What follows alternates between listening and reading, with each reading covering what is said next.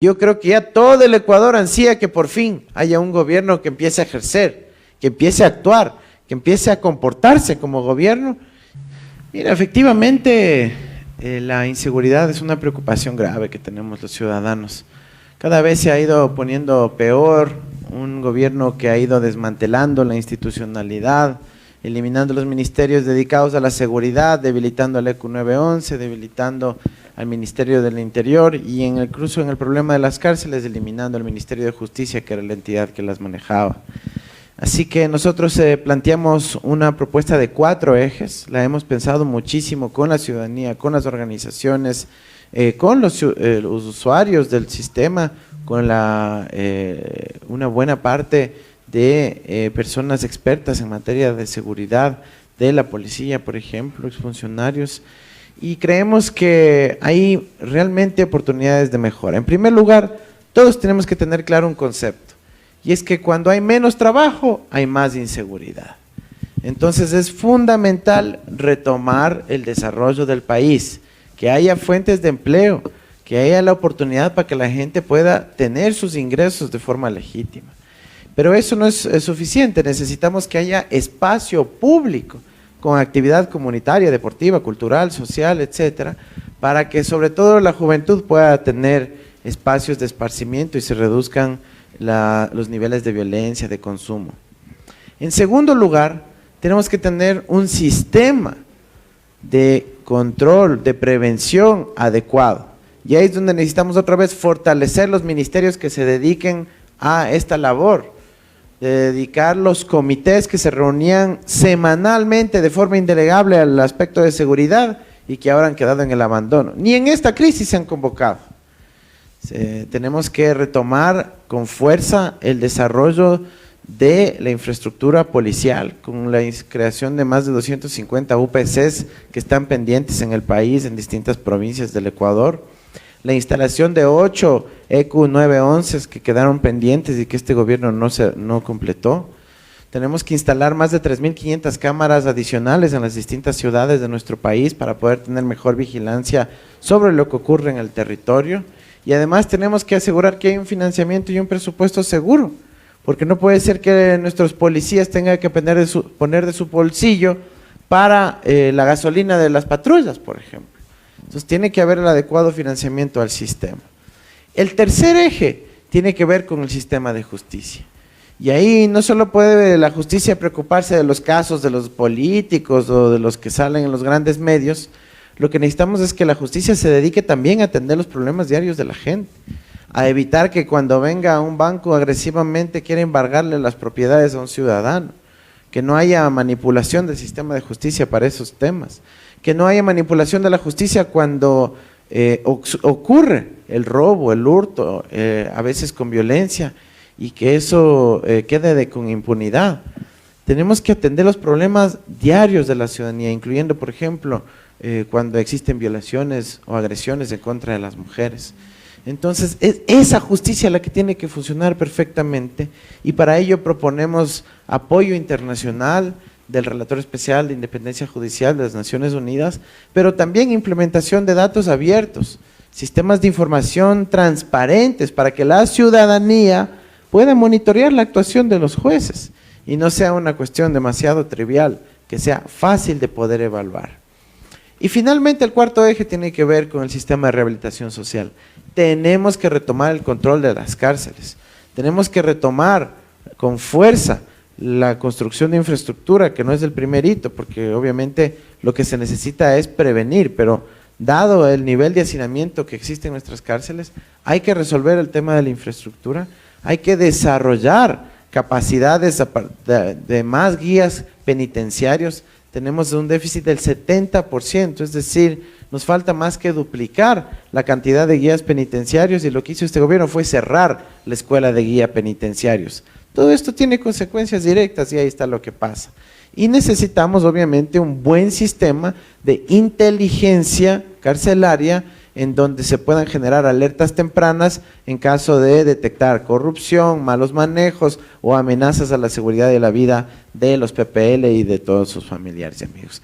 Así que tenemos experiencia manejando el tema de seguridad En el gobierno de la Revolución Ciudadana hubo una importantísima reducción del nivel de homicidios y criminalidad en general, y eso es lo que vamos a seguir impulsando, las políticas públicas que sí funcionaron para poder repercutir en beneficio de la ciudadanía.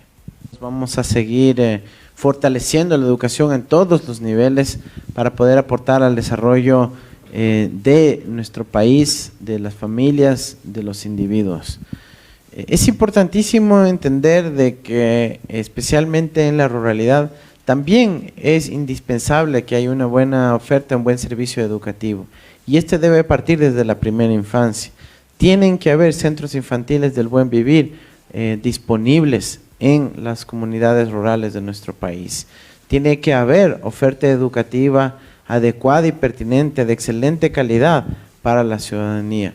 No es concebible de que haya educación de dos niveles, una de buen nivel para las ciudades y otra inferior para la ruralidad.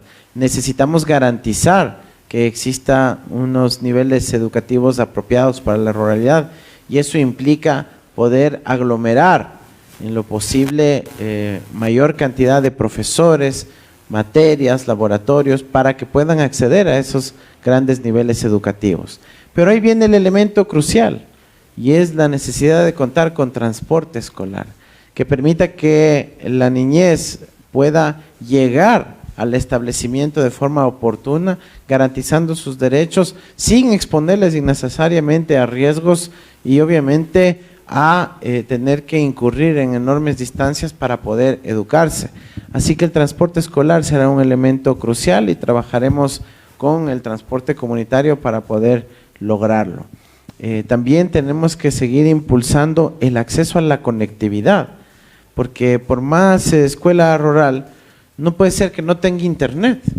En el siglo XXI el internet es un derecho humano y nosotros estamos convencidos que ese es el camino, y vamos a hacer inversiones rápidas, contundentes y urgentes para que las parroquias rurales de nuestro país tengan garantizada la conexión al internet, y de esa manera contribuir al proceso educativo, sea presencial o sea de forma virtual, pero el internet sigue siendo indispensable en el siglo XXI. Bueno, Ayipunja a todos quienes nos escuchan esta mañana también en Chimborazo, un saludo muy grande. Efectivamente, tenemos que garantizar la salud de los ecuatorianos. Hemos visto cómo el servicio ha ido desmejorando. Estamos hablando tanto de los centros de salud, donde hace falta muchos más técnicos de atención primaria en salud para que atiendan a la gente y ejerzan salud preventiva. Pero también hemos visto cómo a los dispensarios del Seguro Campesino, por ejemplo, han dejado botados ya sin recursos, sin la capacidad de abastecerse y realmente en una situación crítica. Entonces nosotros vamos a fortalecer los dispensarios en la ruralidad para que la salud sea efectivamente un derecho para todos. Estamos hablando con el Seguro Campesino para que pueda haber ahí una inversión sustancial de recursos, porque hay temas en donde el país simplemente no debe escatimar recursos, ¿no es cierto? No hay que no hay que sacar la tijera para recortes en casos como la salud. En la salud siempre hay que tener los recursos adecuados. No es aceptable que haya habido ahí 6,000 despidos entre el 2019 y el 2020 por parte de este gobierno nefasto. No es aceptable que hayan destruido el sistema de abastecimiento, tanto de medicinas como de dispositivos médicos, de apoyos, e increíblemente, aunque no lo crean, el gobierno les dijo al Ministerio de Salud, bueno, quieren comprar vacunas para el COVID, entonces saquen del presupuesto de las vacunas para los guaguas, de la pentavalente, por ejemplo. Entonces, claro, no hay ni lo uno porque se demoran en llegar y han quitado el presupuesto hasta para la vacuna de los niños.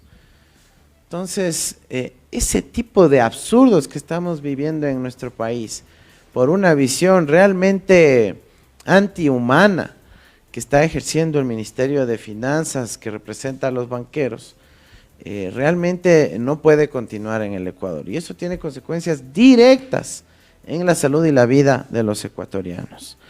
Nosotros, aparte de fortalecer los dispensarios del seguro campesino, instalación de los centros de salud, que faltan muchos más todavía de construir en el Ecuador o de repotenciarlos, tenemos que establecer una buena política que respete y recoja también los valores de las comunidades, los pueblos y nacionalidades indígenas, incluyendo algunas prácticas de la medicina ancestral, de los saberes ancestrales, para poder ser incorporados en el sistema de salud que debe tener una tónica intercultural.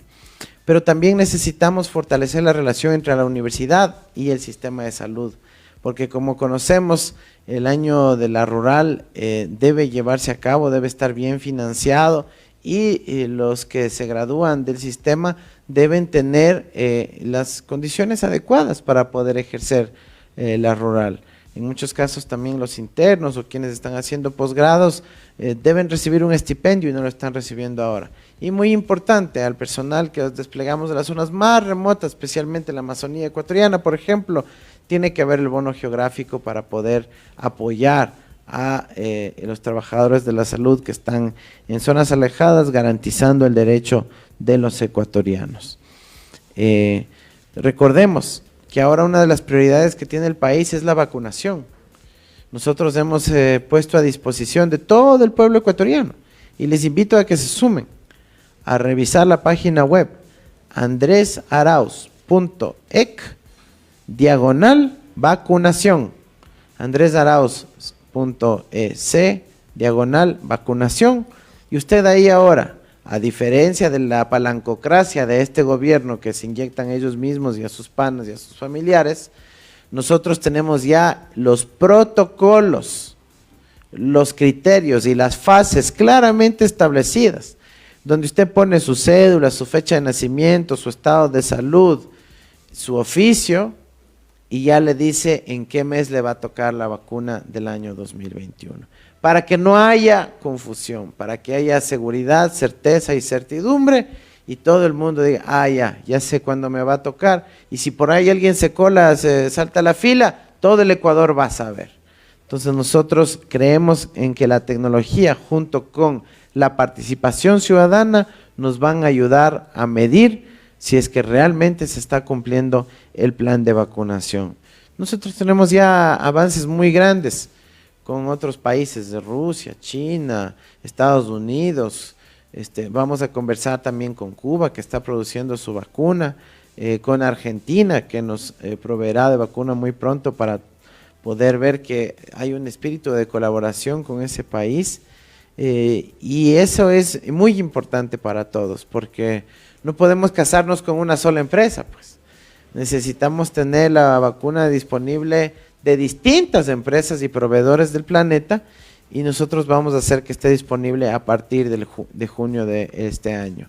Si es que el gobierno no hace nada, por lo menos los ecuatorianos ya tienen la seguridad que desde junio van a tener acceso a la vacuna.